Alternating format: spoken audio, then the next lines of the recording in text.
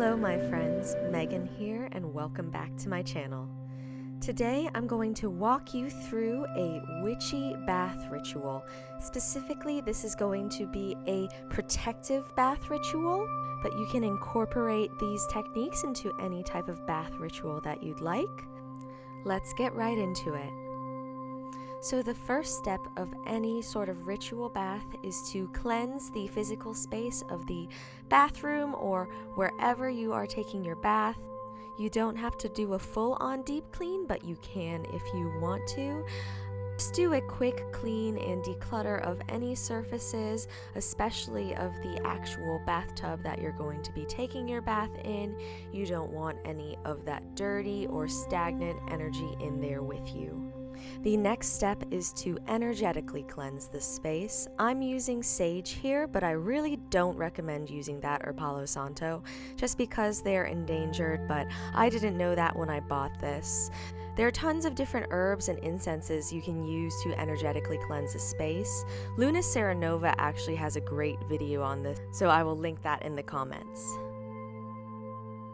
I will infuse some intention into my energetic cleanse by picturing a white light and mentally willing anything unfriendly or that wishes to do me harm out of that space.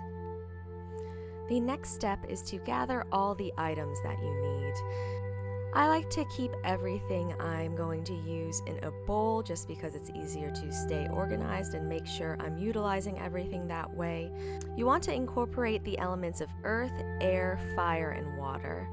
So for earth, you have your crystals. For air, you have the smoke cleanse, and I also will be using a ritual spray. For fire, there will be a candle, and for water, there's obviously the bath. For crystals for a protective bath, I'm using tourmalated quartz, jet, black tourmaline, and pyrite. And for my herb, I'm using some dried rosemary that I grew in my garden. I also have some black salt that I got at my local metaphysical store that is very protective. Like I said, this is going to be a protective ritual, but you can switch these crystals and herbs out with whatever you'd like to incorporate depending on what your goal is. If you'd like me to do another video on, say, an abundance or love ritual bath, let me know in the comments below. For my candle, I'm using a black candle I got from my local metaphysical store. Black is going to be the color most associated with protection.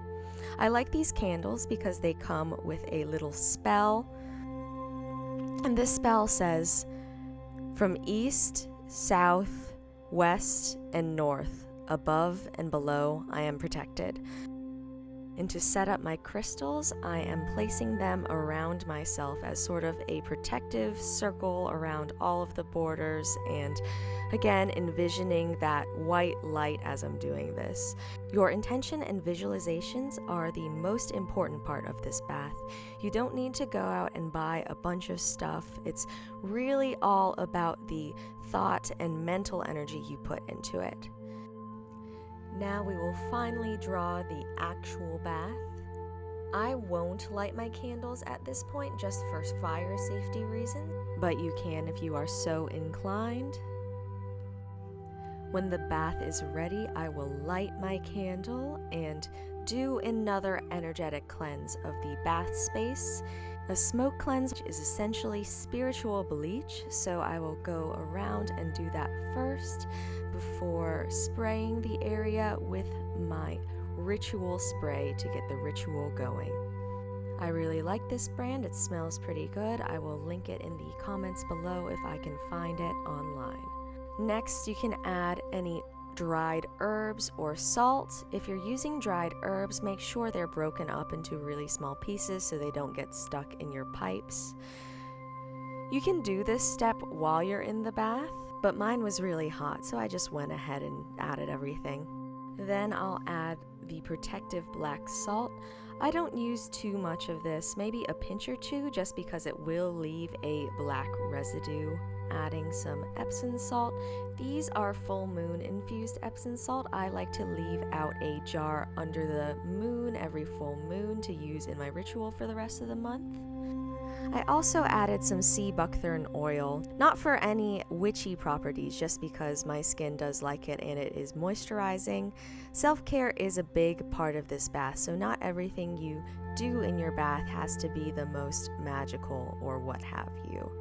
Before I get in the bath, I'll put on some music that's at a frequency that I want to use for my ritual. So here for a protective ritual, I'm using 999 Hertz healing frequencies that I found on YouTube. I will link the exact song I use below.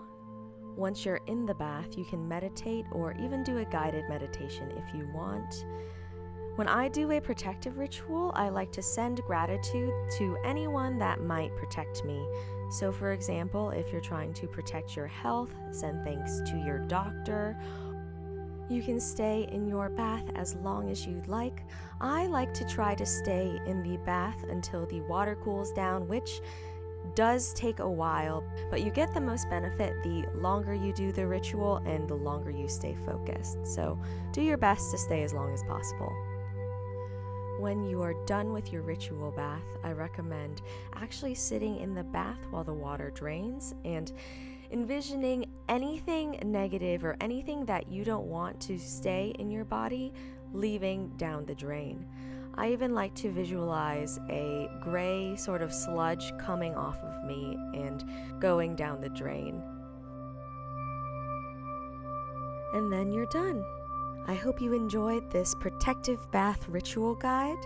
This is a great practice to incorporate whenever you need any grounding or feel like you need a little bit of extra protection. If you like this video, I post new videos just like this every week, as well as new and full moon guides. I'll link my most recent one here. Thank you so much for watching, and I'll see you in the next one.